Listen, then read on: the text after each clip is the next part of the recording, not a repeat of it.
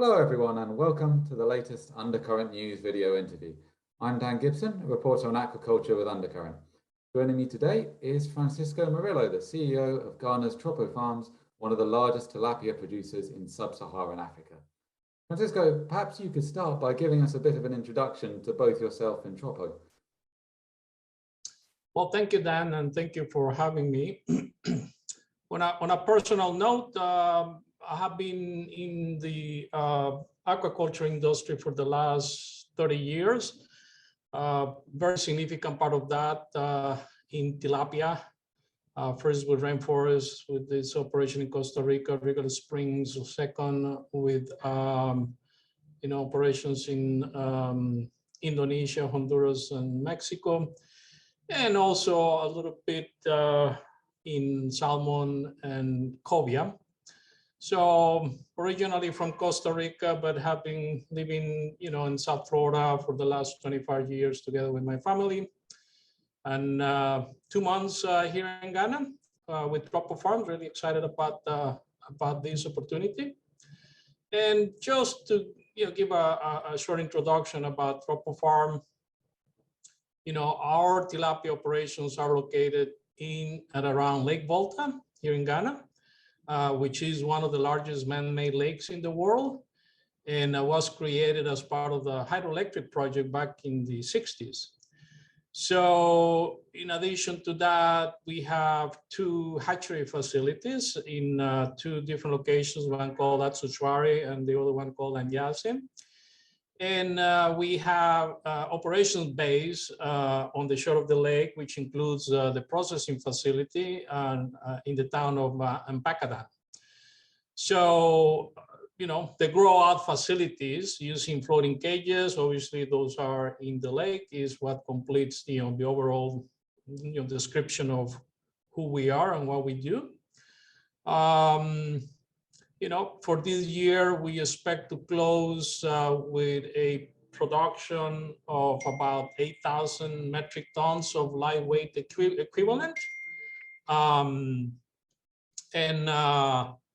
We employed approximately 750 people, of which 80% are women. So very proud of that, because it's obviously a very important source of jobs for women in this country. And the only other thing I will add is that basically currently all the production is processed into whole gutted fish and sold locally here in Ghana. Right. So to be clear, does Tropo operate its own downstream processing facility then, or do you send out to a third party? No, we process all our production ourselves, and we distribute, the fish ourselves. We have our own distribution centers as well. Yeah. Right. So tilapia production growth out of Ghana effectively halved between 2017 and 2019 due to a number of disease outbreaks that had never really been seen in the country before. I was wondering, could you describe the nature of the diseases that the industry had to deal with during that time, and what the current status is now among farmers on Lake Volta? Yeah, well, basically, the main issue back, starting in 2018 was that the population of tilapia in the lake was starting to be affected by the ISKNV virus, infectious spleen and kidney necrosis virus for those clinically inclined. And basically that created very significant levels of mortality, that disseminated the population of the stocks in the lake. That obviously affected production, harvest, and volumes available to the market. As with any pathogen, and particularly a virus, right, the population slowly learned to deal with those and adapt, and the surviving stock is a lot more resistant to those pathogens. So together with the farmers developing ways of helping the fish cope with those, because as we have learned from our own experience with COVID, nobody expects COVID to be eradicated. So nobody expects viruses to be able to be eradicated completely. So you as a farmer and the population need to learn on how to cope with those. So we have seen, survival levels basically equal to or better than the pre-ISKNB issue. So right now, at least we are, doing heat treatments as part of trying to boost the immune system of the fish. That has given us great results in fighting the virus. And in addition to that, we started vaccinating all of our fish for strep, which is, a secondary pathogen that might affect our fish when it's weakened by any other disease. So the strep vaccines, together with all the other fish husbandry practices that we have taken, has really produced very good results. We are seeing very good survivals and very good growth rates. So again, I have been in Ghana only for the last 2 months, and if nobody would have told me about this situation in the last couple of years, 18 and 19, I wouldn't have known based on the results that we are having now. Right, fascinating. So obviously, with any form of freshwater aquaculture, the biggest constraint on production is always the area available to grow into. So is there much room for expansion still on offer around the shores of Lake Volta, or do you see growth in future being supported from other areas such as pond farming or even land-based farms? Yeah, well, I believe that Lake Volta offers significant opportunities for expansion. The lake is 8,500 square kilometers and 153,000 million cubic meters of water. So I think the lake offers significant opportunities for expansion, as I said. But at the same time, we're looking into any other alternative that might be an efficient way of growing, the fish using the lake water, but not necessarily by floating cages in the lake. So, tanks is certainly an option, and we are actually starting some R&D tests, early this coming year. But for the moment, our plan aims at growing with what we know, which is floating cages in the lake. Right. So, I mean, would you say that's going to be at least the next 2 or 3 years? All further expansion is going to be a question of building new cages, or is it going to be improving the efficiency of the density of the cages you already have? No, we don't want to push densities beyond what we have now. My personal experience is that you try to not overstress the fish, and keep densities a reasonable value, so that you don't create stress and therefore might have some sanitary issues. We are thinking about growing 50% in 2022 when compared with the production this year. So that's going from about 8,000 metric tons this year to 12,000 metric tons next year. And we're also planning on growing to 24,000 metric tons by the end of 2024. This is a very aggressive growth plan, but most of the growth will come from new grow-out infrastructure. Part of that growth is going to come from, expected improvements in growth rate, and therefore be able to move the rotate inventory faster with the same infrastructure. But most of it is going to come from basically additional cages in the lake. Yeah. Right. But I mean, that 12,000 tons, how does that compare to what Tropo was doing prior to the disease outbreaks in 2017? It's not that different than what the company was doing before the outbreak. It's for the most part, the experience of the company is in floating cages in lakes. So, yeah, not that significantly different. Right. And then regarding this extra volume, do you expect that to be absorbed by the Ghanaian market, or is this going to create some surplus that you start selling overseas or internationally? Yeah, that's a very good question, because Ghana is a very big market. Ghana, has a population of at least 31 million people.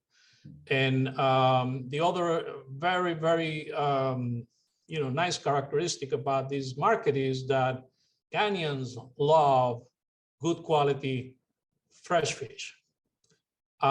So it's a great opportunity for us, and because of some distribution logistics, mainly related to long distances and the state of some of the roads, then the tilapia producer has focused in selling to the easier to reach, most populated locations in the country. That basically leaves a lot of regions, and a very significant percent of the population is still available to be reached, for those that want to tackle the challenges to get to those populations. So all this is to say that I believe there is a very significant room for improvement, or for increase in our market in the country, before having to think about exports and where those exports might go to. Right. And within the Ghanaian market as well, where would you say the main competition for tilapia comes from? Is it from China with imported tilapia, or is it from other proteins like chicken? Well, it's actually, if we are talking about Tropo Farms, the main competition are other tilapia producers, although we are by far the largest producer in Ghana. I mean, we have a little bit over, we estimate our market share to be a little bit over 40%. And our second largest producer is less than half of that. But when talking with competing proteins, two important things to mention there. One is that imports of frozen fish is banned in Ghana. So we don't have the competition of Chinese frozen tilapia, at least not officially, although, we suspect that there are a little bit of illegal imports that might sometimes compete with our product. But as I said before, this market likes good quality fresh fish, and they are able to identify, fish that was previously frozen, or that had been frozen for months and trying to be sold in the local market as fresh. So that's a big advantage. The other very, very interesting fact that I didn't learn until I was here is that of all the animal protein intake in this country, 70% is fish. So only 30% corresponds to poultry and beef and other source of protein. So I was really surprised by this number, which basically tells you again how much the local market loves good quality fresh fish. So based on that, I think we're in a very good position to achieve the growth rates that we were talking about before. Right. Well, that's incredible, 70%. Is that, do you know whether that's largely from farm fish, or is that more from the wild catch that they catch on the southern coast? It's roughly, by the numbers I have seen, and I don't claim to be an expert in those statistics, but roughly it's about 50-50 in terms of what is wild catch. And you have, of course, wild catch coming from marine sources, and also wild catch coming from freshwater sources, and the rest coming from aquaculture. But the numbers I have seen is they seem to be very even, although kind of hard to pinpoint the actual numbers. Yeah. I was going to say as well that throughout sub-Saharan Africa, there does seem to be something of a disconnect between the rapid growth of farming output, whether in Ghana or in Tanzania, in Kenya and in Zambia, and the limited supporting infrastructure in place around the industry, such as feed mills, genetic services, processing plants, and distribution hubs. So I was wondering, how does Ghana's infrastructure compare in this sense to those other major producing countries, and in which areas of the supply chain do you see the most room for improvement?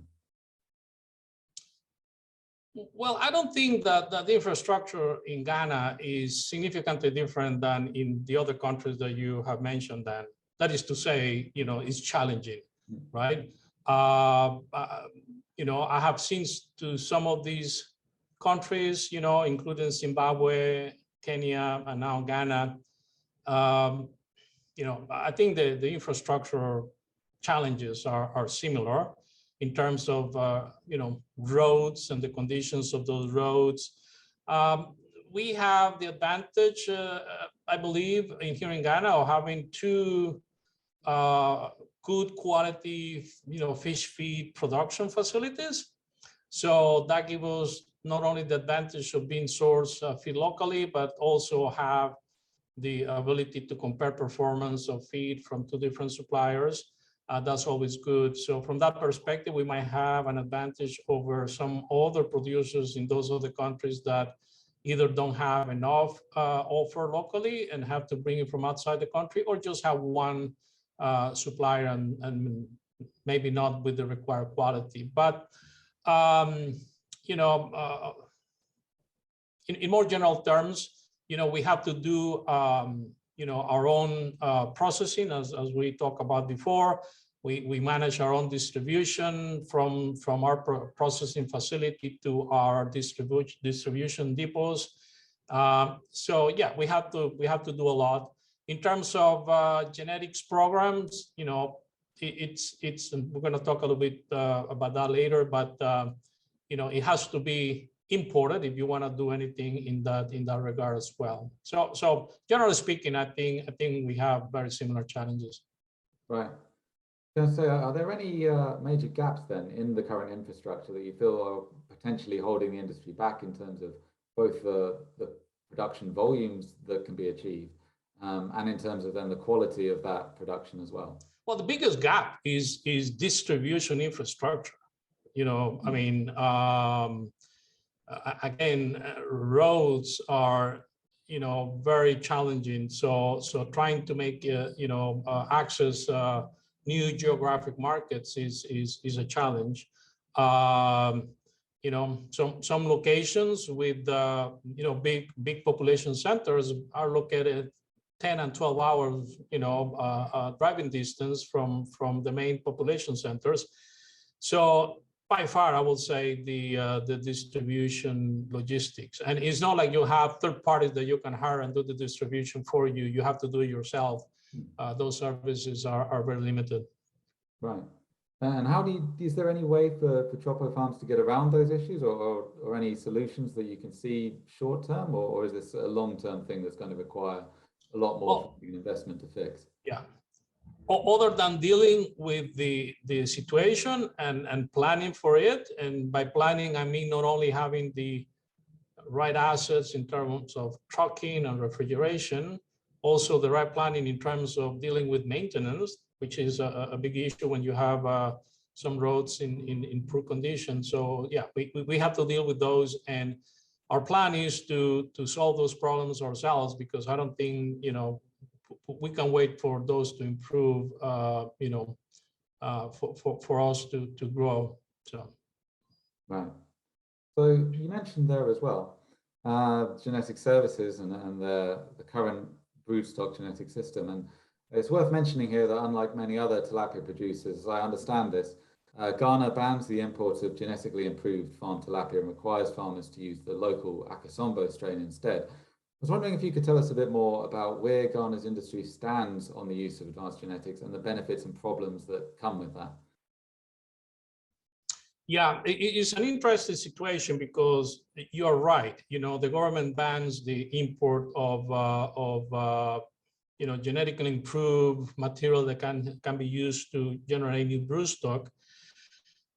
Nevertheless, then a study that was done in February 2018 actually shows that gift has already been introduced in the lake as early as 2017. Obviously, if you take into consideration the ban, then this is an unauthorized introduction, or illegal, if you will. But the fact of the matter is the strain is already in the lake. So I think that at least our approach has been to now engage the authorities to convince them of the benefits of having a regulated program where you could introduce genetically improved strains from very carefully selected sources that will guarantee that you wouldn't be importing pathogens, right? So if you ban the imports and those imports happen anyway, now you have fish coming into the country under unregulated conditions. And talking about risks, for me, moving biomass around from different geographic locations is one of the most risky activities that you can do in terms of potential of introduction of new pathogens into an area. So the fact that the strain is already in the lake, and the fact that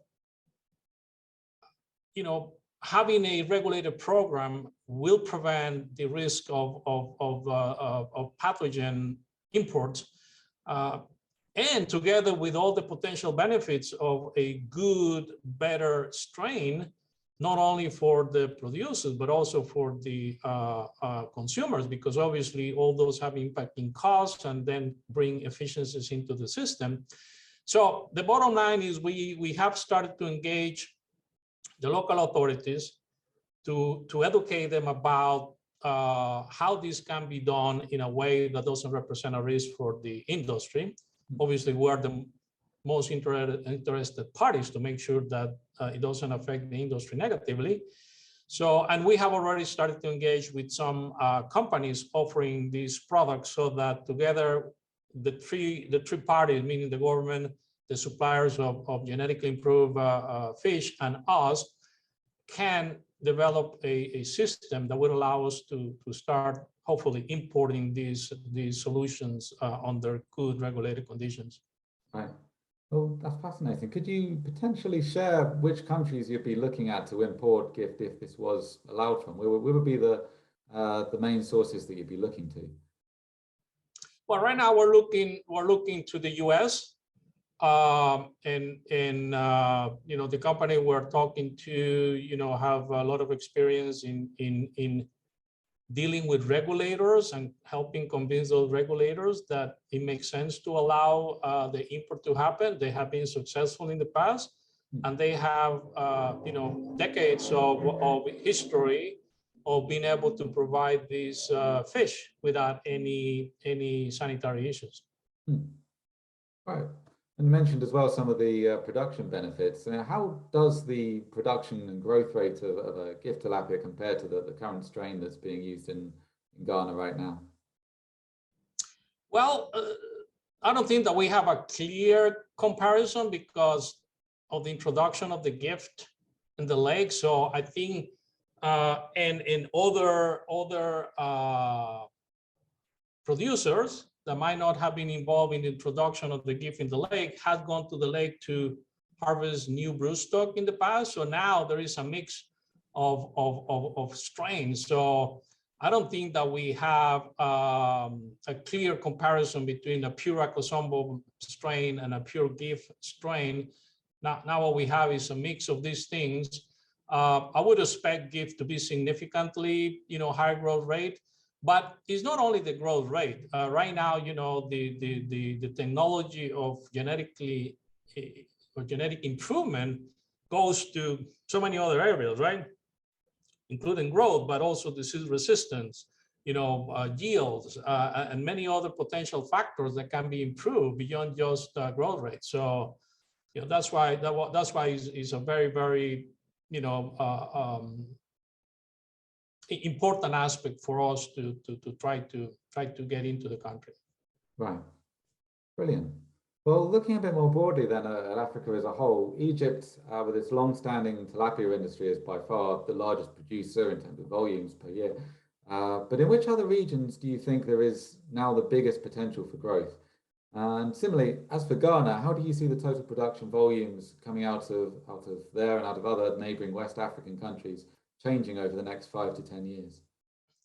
Well, I think we can agree that Egypt is in a league of itself, right? And one of the largest producers in the world, and a very, very mature aquaculture industry, and specifically in tilapia. Now, talking about sub-Saharan Africa, there are countries that has been producing tilapia in significant commercial quantities for some time already. I mean, me personally, was involved with lake harvest in Zimbabwe since the early 2000s, almost 20 years ago.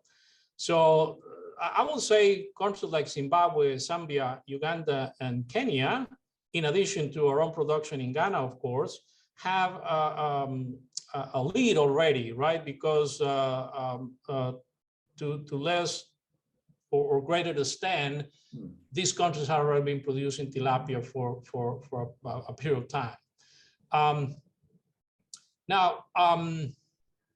when you look at, I'm going to borrow some information from Aquaspark, right? Because they seem to have invested a lot of time in studying this industry in Africa, and you know, they're putting the money where their mouth is, and coming out with this $300 million fund to invest in aquaculture in sub-Saharan Africa. But you know, they think that there are three main areas that are you know, right to you know, get the benefits of growth in this industry. One is West Africa, including Ghana and Nigeria. The other one is East Africa, mainly Rwanda, Kenya, Tanzania, and Uganda. And finally, Southeastern Africa, Malawi, Mozambique, Zambia, and Zimbabwe. So some of these countries already have, as I said, a significant production and experience in growing tilapia, some others not so much. But I think what happens in the next 5 to 10 years is going to depend on how much money is going to go into financing the growth of these operations. The growth for the existing ones of the establishing of new operations, right? Because you know, these are very capital intensive operations, right? And they take time to establish, and they take time to build the working capital in terms of the inventory. You have to put a lot of money into them before you can start, you know, reaching volumes that make sense financially. And yeah, it's going to depend it's going to depend a lot of how much money, how much money is available for these projects to establish and grow. Right. Thanks. Well, from your own perspective then, Tropo, how much investment have you seen coming into Ghana and into the tilapia industry in the last year or so? In our operation? Well, not necessarily just your own operation, but across the entire tilapia farming sector in Ghana and around Lake Volta. Well, I think that there hasn't been that much investment in terms of growth per se in the last few years, right? Because there was a dip in the size of the live fish inventory due to the problems we were talking about before. So most of the investment in the last 2 to 3 years had gone into working capital. Again, rebuilding that, you know, standing biomass in the lakes. You know, just in our case, you know, we have put about $2 million extra in additional biomass in the lake this year alone, in order to be prepared for the growth that we were talking about before for 2022. And I will, based on what I have seen, it looks like, you know, all the other smaller producers in Ghana have been doing the same, which is trying to rebuild their biomass inventory so that they can come back to a more normal production level, like the 1, 2, 3 years ago. Right. And speaking of the last couple of years, I feel like there's a small elephant in the room, the pandemic. And it would be interesting to know, how has it affected either, well, both your own business and your target market, whether there have been any changes or impacts that have happened in the past couple of years? Well, I think one of the problems of trying to identify those effects is the fact that, there was an overlap between the sanitary conditions in the lake, right, and the producers trying to recover from that and not having enough fish, and then the pandemic hit at the same time, in 2020. So it's kind of hard to identify what could have happened under normal production circumstances and the pandemic. But at the end of the day, I have been looking at some of the numbers for Ghana, and throughout the whole pandemic period, Ghana had not reported on a 7-day moving average. Ghana had not reported more than 1,000 cases per day, which is surprising for a country of more than 31 million people. Now, of course, we can say, well, probably there is not enough testing infrastructure, and probably that testing infrastructure has not spread to around the country, and therefore the numbers are underreported, and that's probably some of that. But at the end of the day, I don't see the issues that I have seen in other countries. Life looks very normal here. Something that I noticed, which is interesting, is that basically everybody uses a face mask in public, right? And that might have helped in terms of trying to get or have the problem contained. Some other people that know a lot more about Ghana than I do have also said these populations in Africa has had to endure very tough living conditions, including many different types of pathogens, and genetically they are very, very strong. So that might have also helped in dealing with the pandemic. So, but at the end of the day, Dan, I don't see the pandemic affecting us at this point in time, and probably wouldn't have affected us when it started last year either. But we will never know because of the condition where all the farms were recovering from the issues from the previous year or two. Right. So am I to understand that at Tropo it's been more or less business as usual for the last 2 years? Correct. Right. So in that case, then, looking ahead next year, obviously you've already mentioned your production target, but what would you say are the main challenges and opportunities that you see affecting Tropo in the next 24 months? Well, I think the main challenge is certainly developing the market to be able to boost the production where you want to get it, right? I mean, in my mind, aquaculture companies are production-driven companies. You have to make decisions about how much you want to produce well in advance to when you're going to harvest that fish, and well in advance when you're going to know how much you're actually going to need. So it's production driven. You make those decisions, you stock your fish, and pretty much that's what you have available for sale, several months and sometimes several years down the road. So developing the market so that the market can absorb what we want to produce is, in my mind, the number one challenge we're facing, and that's what we're dealing with. And I mentioned before, we're trying to look at strategies of how to go to new geographies, get have access to a population that we don't sell to right now.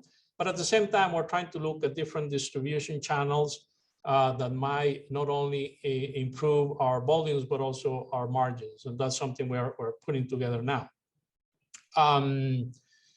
So being able to build the team that supports this aggressive growth is a challenge we have to deal with. There is not a very significant aquaculture industry, not in Ghana, not in many countries in Africa. So a lot of the technical know-how has to be imported, and that's a challenge that we have to deal with and that we are dealing with.